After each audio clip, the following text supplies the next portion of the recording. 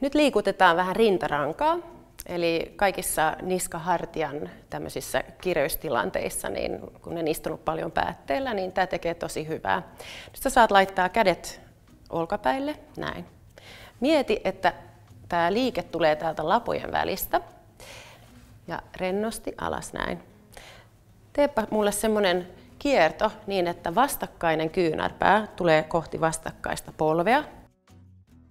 Ideana tässä on oikeasti saada lapojen väliin se liike ja takaisin ylös ja sitten viistoon taakse ja katse seuraa näin ja takaisin. Nyt jos sulla sattuu olemaan tosi semmoinen suora selkä, niin sä voit ajatella, että tässä on se, mihin sä keskityt, pyöreyteen.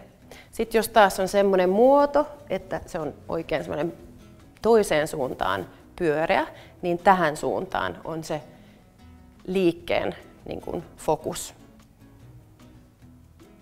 Hyvä ja ojennus ja alas. Hienosti.